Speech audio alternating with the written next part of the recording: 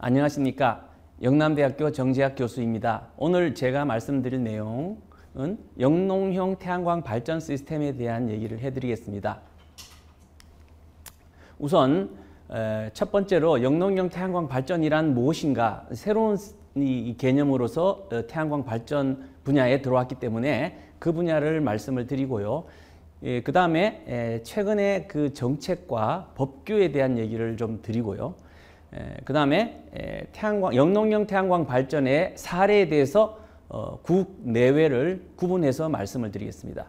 마지막으로 이 영농형 태양광 발전의 문제점과 그 다음에 이것을 적용했을 때 수익 구조에 대해서 말씀을 드리고 오늘 1시간 강의를 마치도록 하겠습니다. 우선 영농형 태양광 발전의 배경을 보면 농촌이 굉장히 고령화가 되고 있습니다. 나이는 많아지고 있으면서 농가의 인구는 줄어들고 있지요. 그리고 고령 인구가 점점 늘고 있습니다. 그래서 이 농촌의 공동화 현상이라는 것이 사회 문제로 대두되기 시작했습니다. 농촌에 귀농을 하지 않고 나이 많은 사람들만 농촌을 지키고 있는 이유는 농가 소득이 굉장히 적기 때문입니다. 그 농가 소득을 가지고 자녀를 양육할 수 있는 상황이 되지 않기 때문입니다. 그리고 두 번째 또 문제가 있습니다. 우리나라는 토지가 70%가 산으로 이루어져 있고 20%가 농토고 나머지 10%가 도시나 이 강이라든지 도로라든지 이런 것으로서 구성되어 있습니다. 그러다 보니 값싼 산지에 태양광 시설물이 계속 들어서는 그런 구조였습니다. 표에서 보시다시피 2014년부터 시작해서 산에다가 태양광 발전을 설치하는 율이 굉장히 커졌습니다. 그러다 보니 산사태도 일어나고 자연훼손도 많이 일어나는 것이 현실입니다. 그래서 최근에 나온 것이 산에서는 태양광 발전을 자제하면 좋겠다. 그러면 남아있는 것은 어디입니까? 도시지역이나 농촌의 농토입니다. 도시지역은 너무 땅값이 비쌉니다. 그래서 건물에 붙이는 것 외에는 그다지 크게 기대할 바가 못 된다는 것이 현실입니다. 그러다 보니 이제 남은 곳은 농토입니다. 농토는 여러분도 아시다시피 농작물을 경작해야 됩니다. 농작물을 경작하는데 그 위에다가 태양광 설치를 하게 되면 농작물이 잘 자랄까? 굉장히 걱정이 됩니다. 그러나 최근에 정부의 신재생에너지 3020 계획에 따라서 2030년까지는 신재생 에너지를 20%까지 확대해야 됩니다. 거기에 계획에 보면 농업 분야에 10기가와트라는 굉장히 큰 보급 규모를 설정해 놓고 있는데 이것을 실현을 하려면 농가에 있는 가구 위에 올리고 축사 위에 올리는 그런 이 소위 말하는 농촌 태양광을 가지고는 이것을 달성하기 어렵습니다. 결국은 농사를 지으면서 그 위에다가 태양광 발전을 해야만 되는 상황이 되었고 또 이것이 또 이유가 되는 것은 현재 농가의 농토가 점점 줄어드는 이유가 이제는 더 이상 농사 지을 사람들이 별로 없습니다. 그러다 보니 농토가 점점 전용을 해서 토지를 전용을 해서 태양광 발전소로 가버리는 현상이 생깁니다. 그러면은 농산물 생산이 덜 되게 되겠죠. 그러다 보니 식량 안보도 문제가 생깁니다. 이렇듯 현재 농토는 태양광 발전을 하느냐 농사를 지느냐 이 두 개를 가지고 경쟁하는 어떤 그런 상태가 되어 있습니다. 영농형 태양광은 그 두 개가 경쟁하는 것이 아니라 한 토지 위에 두 개를 같이 하자는 개념입니다. 그래서 그렇게 하다 보면 식량 안보도 지키고 전기 발전도 할 수 있는 소위 두 마리 토끼를 다 잡는 이런 아주 시적절하고 획기적인 그런 어떤 일이 될 것입니다. 자, 그러면 지금 말씀드린 대로 농산물을 짓는데 그 위에다가 태양광을 발전해서 빛을 가려주는데 어떻게 농산물이 되겠느냐. 이것이 가장 큰 문제점이 되겠죠. 그런데 여러분 다 아시다시피 식물은 광포화점이 있습니다. 여기 표에 보시면은 우리나라에 재배되고 있는 밀이라든지 옥수수라든지 벼라든지 그 다음에 엽채류는 여기 나와 있지는 않지만 많은 이 엽채류 그 다음에 콩 식물 이런 식물들이 우리 이 환경에서 비춰지는 빛의 약 40%만 받으면은 다 자랄 수 있는 그런 광포화점을 갖고 있습니다. 식물의 광포화점이라는 것은 그 광양 이상으로 비춰줘도 더 이상 영양분을 생산하지 않는다는 포화점입니다. 그것이 현재 비춰주고 있는 우리 태양에서 비춰주고 있는 빛의 40%만 있으면 현재 작물을 작황하는 데는 문제가 없다라는 거죠. 그러면 나머지 약 한 5, 60% 이거는 뭐 포기, 한 포기일 때의 개념이기 때문에 많은 포기를 밀식했을 때는 사실은 40%보다 더 많은 양의 빛이 필요하겠죠. 그래서 우리가 보수적으로 잡아서 약 한 40%의 햇빛은 남아도 올 수 있습니다. 그 40%의 햇빛을 태양광 발전으로 쓰고 한 5, 60%의 햇빛은 작물에 작황하는 데 쓰자 하는 것이 이 영농형 태양광 발전의 기본 개념입니다. 이 영농형 태양광 발전은 일본에서 시작했습니다. 일본에서 시작을 했는데 일본에서 이 영농형 태양광 발전이라는 것을 솔라 쉐어링이라는 용어로 말을 했습니다. 그 이유가 뭐냐면 햇빛이 오는 것을 쉐어링해서 나누어서 작물도 키우고 발전도 하자는 것입니다. 그러다 보니 지금 이 그림과 같이 지금 기존의 태양광 발전 시스템처럼 촘촘하게 태양광 모듈을 설치할 수는 없습니다.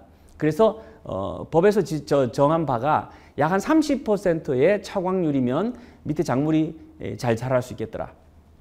그 다음에 농작 기계가 왔다 갔다 하는데 지장이 없어야 되기 때문에 높이가 높아야 됩니다. 그 높이가 최소 3m 이상이 돼야 됩니다. 일반 태양광은 1.5m면 됩니다. 1.5m 밑에 촘촘하게 태양광 모듈을 심어 놓으니 당연히 그 밑에는 어둡겠죠.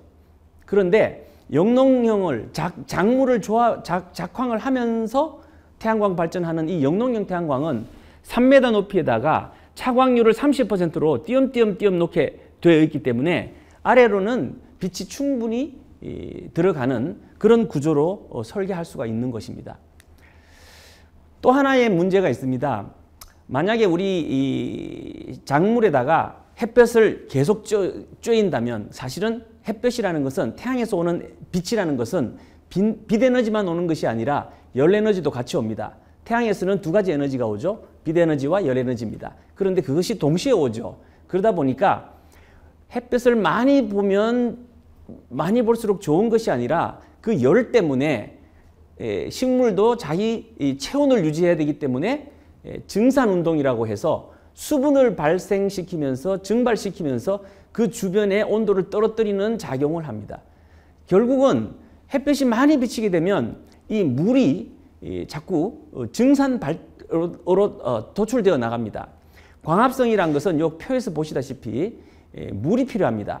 광합성은 물하고 이산화탄소하고 빛이 합해져서 화학 반응을 일으켜서 녹말을 만들고 또 물과 산소를 만드는 것입니다. 물은 12개의 물이 들어가서 녹말을 만들고 나면 6개의 물이 남죠. 즉 6개의 물이 필요한 겁니다. 광합성에는. 그러다 보니까 광합성을 하느냐 온도를 떨어뜨리냐 할 때에 물이 양쪽으로 사용됩니다. 이것도 경쟁 관계입니다. 햇볕을 너무 많이 비춰주면 광합성을 할 물이 없어지고 온도를 떨어뜨리는 데 물을 써버리기 때문에 적절하게 빛을 비춰주고 열을 올려주는 것이 작물의 작황에 좋다라는 것입니다. 그 내용을 보시면 너무 많은 빛이 비춰질 때는 이 엽록체가 잎의 표면에 도열하지 않고 이 햇빛이 오는 수직 방향으로 이렇게 세로로 도열합니다. 요 밑에 그림에 보시면 엽록체가 밑으로 도열하는 이유는 과도한 햇빛 때문에 파괴되는 엽록체를 스스로 보호하기 위해서입니다. 이것이 바로 엽록체의 광정위 운동입니다. 자, 결론적으로 말씀드리면 어떤 식물이라도 자기가 딱 필요한 양의 빛 이상의 빛을 받게 되면 해롭다는 거죠. 별로 좋지가 않다는 겁니다. 그런데 우리나라에서 작황이 되고 있는 벼, 보리, 파, 뭐 이런 양파 이런 것들이 콩 이런 것들이 우리나라 환경에서 비치는 햇빛의 약 40, 50% 이상일 때는 그 이상은 과도한 빛이다라는 것입니다. 자, 그래서 우리가 어떻게 해야 되냐면은 적절히 이 빛을 서로 나누어질 수 있도록 설계를 해야 되는 것이 바로 우리들의 숙제인 것입니다. 태양광이 쾌청한 날 그대로 나대지에 비치는 양을 우리가 조사해 보면 10만 룩스의 빛이 비추게 되는 겁니다. 그런데 그 밑에 그림에 보시면 적절한 양으로 가려주게 되면은 요것이 또 이 해가 이렇게 지나가죠. 이렇게 동쪽에서 또 남쪽으로 떴다가 다시 서쪽으로 지죠. 그러니 그 그림자가 왔다 갔다 하겠죠. 그러다 보니까 적절하게 이렇게 가려주게 되면 이 10만 룩스라는 양을 적절한 양, 뭐 5만 룩스, 6만 룩스 이렇게 완화시켜 줄 수 있는 겁니다. 심지어는 비가 오는 날도 약 4천 룩스 정도의 햇볕이 비치고 있는 겁니다. 그렇기 때문에 비가 와도 작물은 자라는 겁니다. 자, 이제 태양광 발전의 정책과 법규를 말씀드리겠습니다.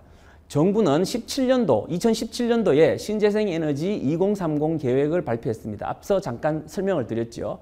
여기에 보면 총 30년도에 20%의 전기를 신재생에너지로 만들게 되면 그 전기 총량은 63.8기가와트나 됩니다. 그 63.8기가와트를 원래는 태양광에다가 38%를 할당을 했는데 이것을 57%로 더 크게 할당을 하고 있는 상황입니다. 그러다 보니 이 태양광 발전을 아까도 설명드렸지만 우리나라의 70%의 산이고 10%는 도시지역이고 20% 정도는 농토인데 어디에 이 많은 양을 발전을 할 것입니까?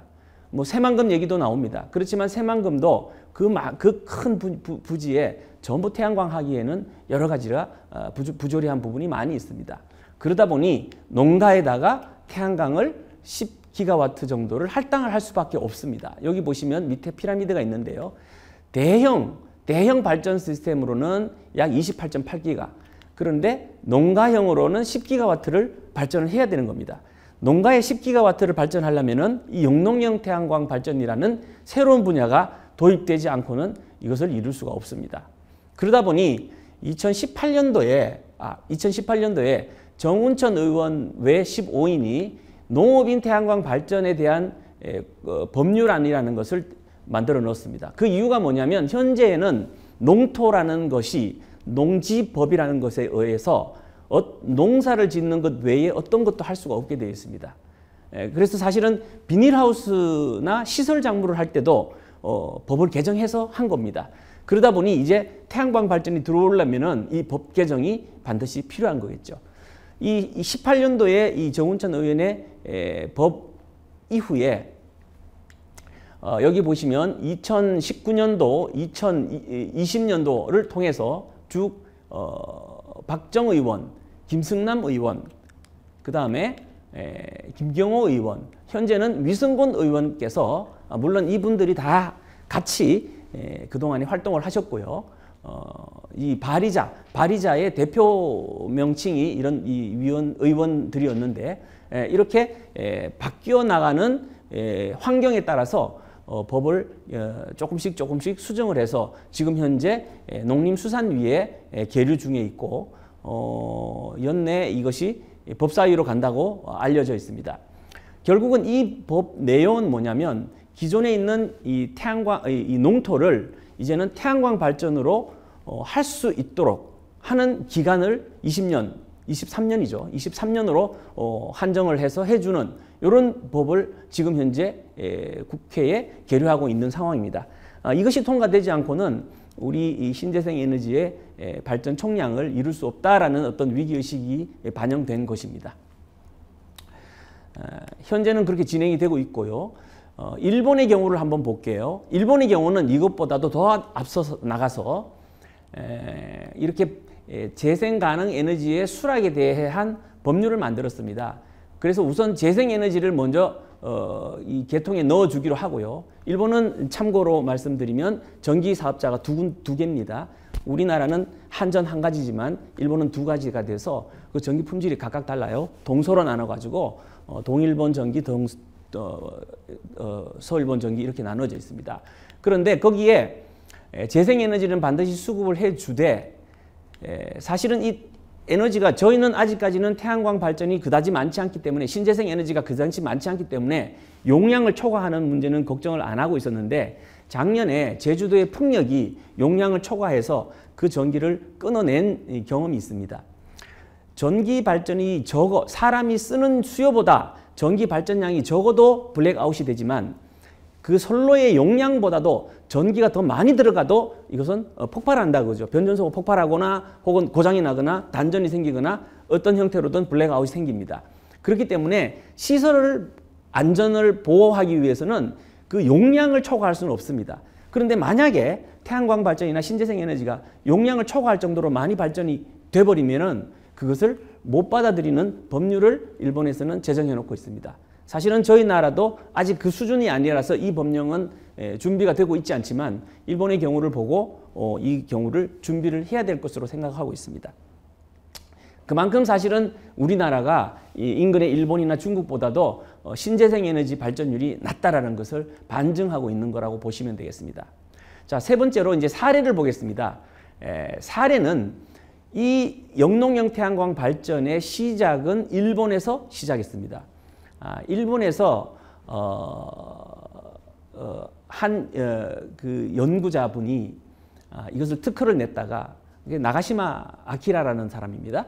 특허를 냈다가 이걸 특허 내면은 보급이 잘 안 될 거다 해서 특허를 오픈했습니다. 그것이 2010년입니다. 그런데 이제 그러다 보니까 영농형 태양광 발전이라는 것이 이 생각보다 괜찮구나 하는 이것이 일본 정부로부터 받아들여져서 제가 한 예를 2007년도 예를 갖고 왔습니다. 내도는 다 아시다시피 일본의 이 에너지 부서죠. 우리나라로 말하면 산업부 같은 일본의 부서죠. 이 부서에서 태양광 발전에 관계된 대규모 프로젝트를 17개를 했습니다. 그 중에서 2017년도에 이 5개가 영농형 태양광 발전에 관한 가능성에 대해서 보기 위한 대규모 연구였습니다. 그 첫 번째가 이런 비닐하우스 위에다가 태양광 발전을 입혀 보는 것이고요. 두 번째는 이렇게 태양광 발전 모듈을 아코디언처럼 이렇게 좁혔다가 늘렸다가 이렇게 좁혔다가 늘렸다가 하면서 이 농번기에는 좁혀놓고 햇빛을 들이우고 농한기는 이것을 펴가지고 태양광 발전하는 이런 시스템도 해보고요. 그 다음에 트래킹 시스템, 아주 값싸게 아주 비용은 들이지 않고 햇볕을 따라가는 것을 밭에다가 논에다가 밭에다가 이렇게 설치를 하게 되면 발전량이 많아지는 것에 대한 경비 문제 이런 것을 이렇게 해보고, 그 다음에 또 하나는 벼농사를 많이 하지 않습니까? 우리나라도 벼농사를 많이 하는데 벼농사는 특별히 햇빛이 많이 들어가야 될 시기가 있고 그 다음에 햇빛이 별로 안 들어가야도 될 시기가 있어요. 그러다 보니까 이 모듈의 각도를 조절해서 햇빛이 많이 들어가야 될 시기는 오히려 이거 보세요. 동쪽을 뒷면을 보이게 합니다. 태양광 모듈을.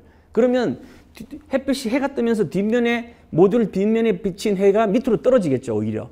그래서 오히려 해 뜰 때도 빛을 밑으로 조사할 수 있도록 이렇게 하고, 만약에 그렇지 않고 일반적일 때는 이렇게 해서 동쪽에서 해 뜰 때 보고 서쪽에서 해 뜰 때도 발전을 하고 이렇게 이제 하는 이런 어떤 모듈 방법을 또 연구를 해봤고요. 그 다음에 또 하나는 위에다가 와이어로 걸어서 그냥 평평하게 태양광 발전 모듈들을 설치를 하는데 이것을 지금 이 그림에서와 같이 접을 수 있게 이렇게 두 개를 펼치면 많이 발전하고 접게 되면 밑에서 반사되는 양만 발전을 하게 되고 폈다 접었다 이렇게 할 수 있는 이런 태양광 발전 시스템을 또 개발을 한 예가 있습니다. 근데 이제 이건 2017년도 얘기고요. 이제는 뭐 양면형 모듈이 있어서 이런 거 연구를 할 필요는 전혀 없어졌습니다. 이렇게 일본은 많이 연구가 됐고요. 그뿐만 아니라 2012년부터 일본은 자체적으로 이렇게 이거는 이 연구비를 받은 게 아니라 농가가 스스로 연구를 한 겁니다. 보시면 제일 위에 있는 그림은 얼마나 많이 빡빡하게 빽빽하게 태양광 모듈을 깔았을 때 작물이 자라는데 지장이 없는지를 검토해 보기 위해서 이 왼쪽은 느슨하게 오른쪽은 빡빡하게 이렇게 태양광 모듈을 설치해 놓고 작물을 비교하는 이런 실험들을 민간이 스스로 했어요. 여기 보시면 그 외에도 2012년도, 13년도 이렇게 해서 여러 가지 형태, 요게 바로 이제 아시바 공법이라고 그러는데요.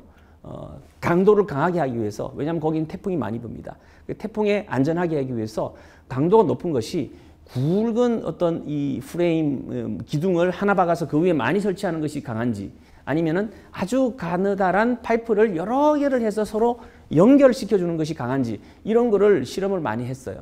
그래서 아시바 공법을 만들어냈고요.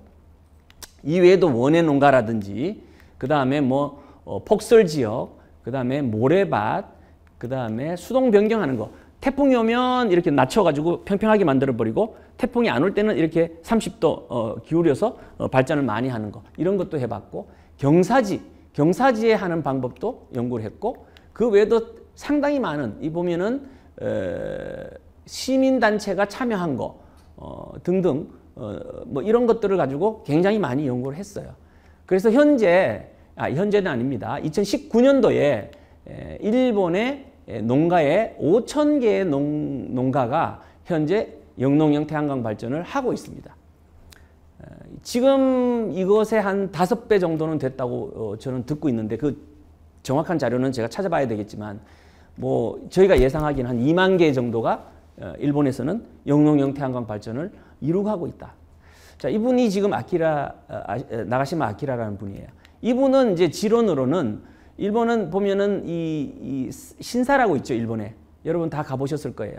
신사 앞에 정문에 보면 그냥 이렇게 허접하게 디귿자로 이렇게 서 있는 문이 있어요. 그런데 그게 지진에도 안 넘어지거든요. 그 왜 그럴까요? 그래서 살펴봤더니 이 문의 밑에 보면 구조가 그냥 파이프를 박은 게 아니라 주춧돌을 놓고, 그 다음에 동글동글한 돌을 위에다가 잡석을 위에 얹어 놓고, 그 위에 또 판석을 얹어 놓고, 그 위에다가 파이프라인을 고정시키는 와이어링을 해놨어요. 그러면 지진이 오면 그 밑에 돌들이 움직이면서, 이것이 지진하고 같이 움직이면서 자기 그 구조를 그대로 지탱한다는 겁니다. 그래서 이제 이 아키라라는 분이 영농형 태양광 발전의 이 지주도 이렇게 만들어 보자라는 이제 움직임이 있었습니다. 일본 경우는 다행히도 교세라라는 일본 회사가 막 64와트짜리부터 시작해서 약 한 90와트짜리 이런 모듈을 양산을 하고 있었습니다. 왜 이걸 양산해냈냐면은 태양광 빌딩 벽면이나 베란다에 난간에 붙이기 위해서 이것을 양산했습니다. 우리나라는 이거 양산이 안 되고 있습니다.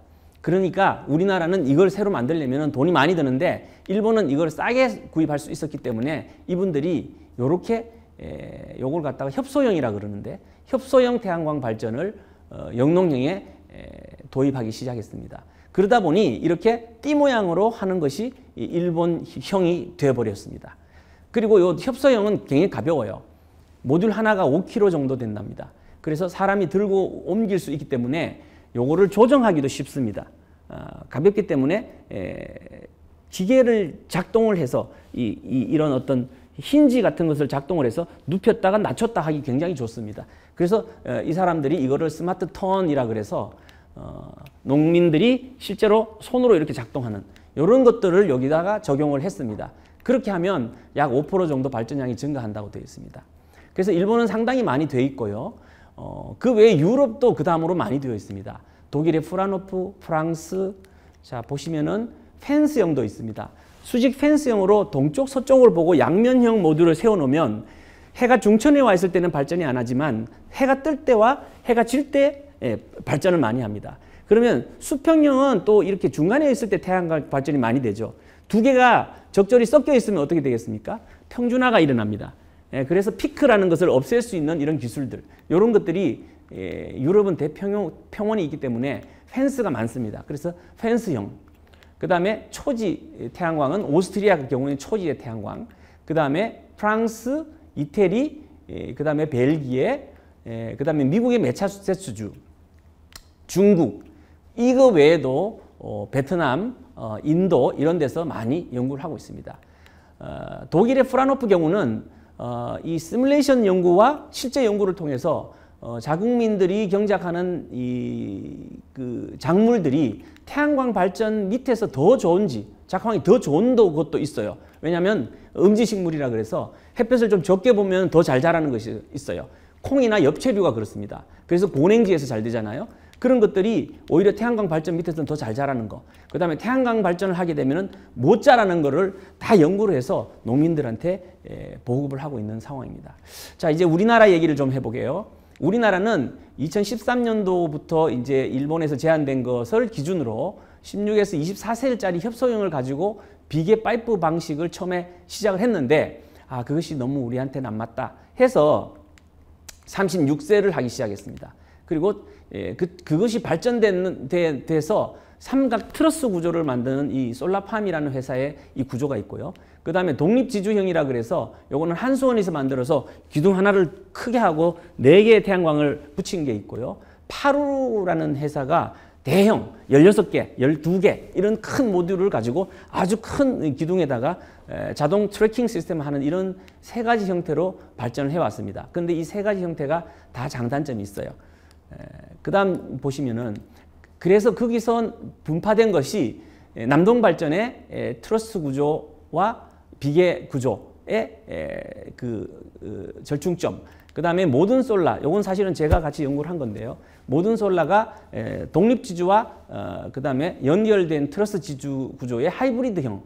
그래서 독립지주로 4장씩 올리지만 나중에는 이걸 다 하이브리드로 연결을 해서 강도를 높이는 그런 시스템들이 더 많이 들어오게 돼서 구조물 밑에 설치하는 구조물만 한 6가지 정도가 개발되어 있습니다. 그 중에서 장단점을 좀 분석해 보면 프레임 방식으로 하게 되면 이거는 기초공사와 프레임을 만들어 놓고 그 위에 고소 작업을 해야 됩니다. 모듈을 그 위에 올려야 되기 때문에 굉장히 오래 걸리고, 그 다음에 이게 조립공이 굉장히 많습니다. 그런데 요 SSP 방식 이거는 지상에서 조립을 해서 회전으로 이렇게 올립니다. 회전으로 당겨 올리는 방식입니다. 그러다 보니 고소 작업이 필요 없습니다. 그래서 한 4분의 1 정도로 공기가 단축되는 장점이 있습니다. 이 화면을 한번 보시면 지상에서 작업을 하는 것입니다. 지상에서 작업하니까 훨씬 강건하게 작업을 할 수 있겠죠. 그리고 작업해서 위로 끄집어 당겨 올린 다음에 나중에 이 비계 파이프의 연결 구조를 만들어 줍니다. 그래서 강도는 그대로 가져가고 시공은 굉장히 싸게 하는 이런 방법들이 나오게 됐습니다. 이렇게 하고, 그 다음에 또 일본의 이 협소형을 쓰게 되면 쭉 태양 시뮬레이션을 해보면 이 그림자가 한쪽의 띠 형태로 계속 생기게 됩니다. 그래서 이 협소형보다는 이런 어떤 그 분산형 구조가 좋다라는 것이 저희들 연구를 통해서도 많이 나왔습니다. 그래서 우리나라는 일본에 비해서 태풍은 좀 강도가 적고 지진도 약 강도가 적고 그럼에도 불구하고 그 다음에 햇볕의 구조는 우리가 습도가 좀 적거든요. 쾌청합니다. 그래서 우리나라형 영농형 태양광 발전 시스템을 만들어서 우리 그 동남아시아라든지 아프리카라든지 또는 심지어 일본에도 수출을 해야 된다라는 생각을 하고 있습니다. SSP 이 공법은 이제 일본에서 수출 협의가 지금 진행 중이고 있습니다.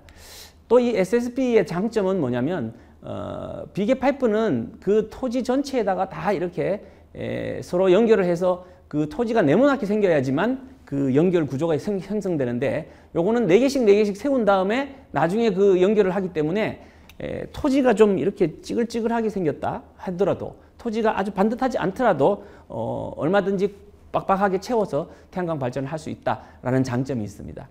현재의 우리 국내의 영농형 태양광 발전 실증 사업은 40군데 정도가 하고 있습니다. 근데 그 40군데 중에서 한 번 연구를 하고 관둔 데가 많이 있어요. 그래서 현재 계속 진행 중에 있는 데는 지금 여기 보시는 한 20가지 정도입니다. 이 중에서 가장 이제 큰 문제가 뭐냐면, 아무래도 태양광 발전을 위에다가 설치를 하고 밑에 작황을 하다 보니 태양광 발전 없이 작황을 하는 옆에 대조군이 있거든요. 그것보다도 작황이 더 잘 나오는 경우는 딱 2가지밖에 없었어요. 하나는 보성의 녹차밭, 또 하나는 보광 시스템과 물순환 시스템이라는 증산 시스템을 별도로 설치를 해서, 보광 시스템은 LED입니다. LED 보광 시스템을 설치한 장소, 요 2군데 외에는 다 일반 평지보다는 태양광 발전, 영농형 태양광 발전 아래가 작황이 떨어졌어요. 그것이 사실은 농림축산식품부에서의 식량 안보 우려를 나타내는 부분이기도 합니다. 여기 보시면은 일본의 두 케이스와 일본의 보통 케이스죠. 한국의 초창기 케이스들입니다. 이게 다 2007년도, 2016년도, 2017년도 문제들인데 이 부분들에 대해서 쌀 농사를 중심으로 봤더니 대충 80%밖에 안 일어나고 있어요. 그 이후에 상당히 개량이 됐는데 90%까지는 올라갔는데 90% 이상으로 일반 토지만큼 생산되는 것은 아까 설명드린 대로 두 군데밖에 없었습니다. 그래서 이것이 연구가 되어서 빗물 재순환이라든지 LED 보강의 최적화라든지 비료 농약의 자동 살포, 노지 스마트팜 기술 등이 이 태양광, 이 영농용 태양광 모듈이 쓰게 되면 그게 아주 일정한 간격으로 구조물이 새기 때문에 그 구조물을 이용해서 이런 것들을 굉장히 쉽게 할 수 있습니다. 스프링쿨러나 농약 살포 시스템도 이 구조물이기 때문에 거기에 스프링쿨러를 땅에 박지 않고 설치할 수 있고요. 그 다음에 자동화된 기계가 움직일 때도 이 프레임 위에다가 RFID를 설치를 해서 RFID 넘버링을 따라서 자동으로 경작을 할 수 있게 할 수 있고요. 그 다음에 LED 보강, LED를 조사하는 시스템을 꼭 그거는 비닐하우스나 실내에만 하는 걸로 생각했는데 영농형 태양광 발전 시스템을 쓰게 되면 그 프레임 구조 위에다가 설치를 할 수가 있습니다. 그래서 이런 영농형 태양광 발전과 아울러 쉽게 값싸게 도입될 수 있는 증산할 수 있는 기술들이 하나씩 둘씩 개발되어 여기에 적용되고 있습니다. 그렇게 했더니 많게는 130%까지 대조군에 비해서 130%까지 증산이 되는 이런 결과도 나오고 있는 실정입니다. 자, 이제 오늘 강의의 마지막 부분입니다. 그럼에도 불구하고 우리가 새겨놓고 계속 개발하고 계속 그것을 보완해야 되는 부분이 영농형 태양광 발전의 문제점 부분입니다. 그 다음에 두 번째는 어떻게 수익을 가져가시냐, 이게 제일 궁금하실 겁니다.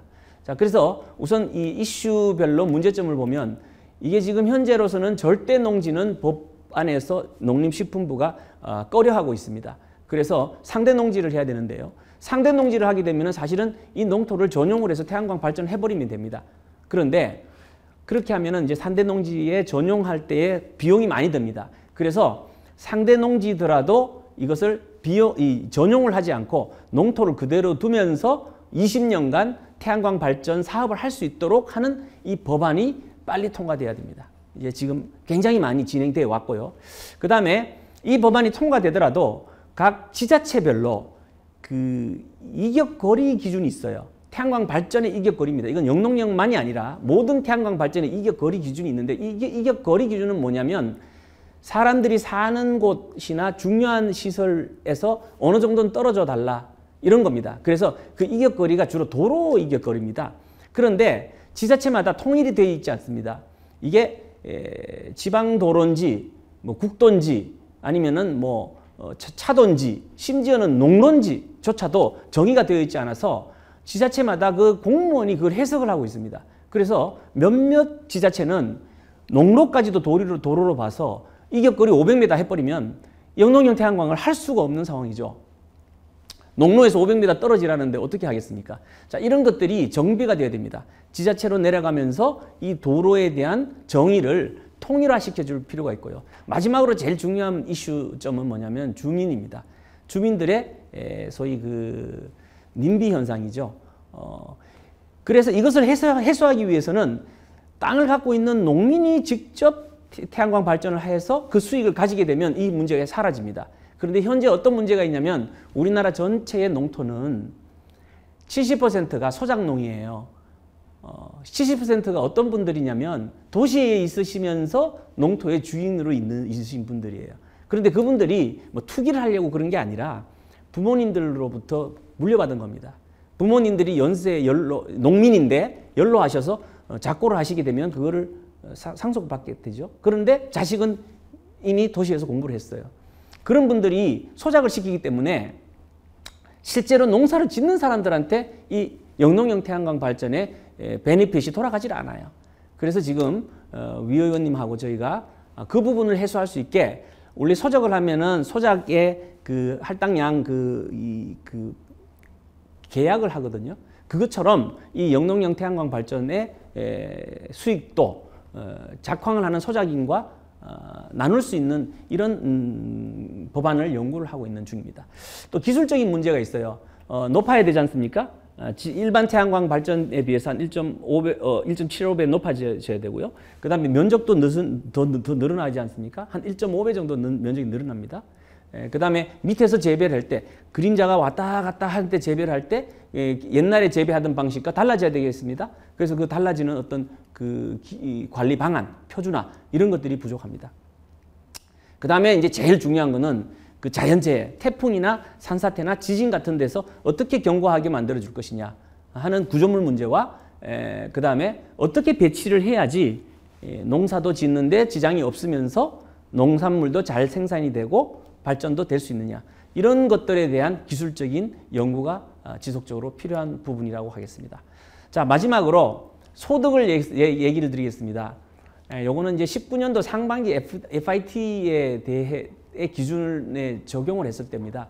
그래서 대체적으로 20년간 했을 때 월 평균 100만 원 정도 수익이 난다는 거죠. 100kW를 했을 때.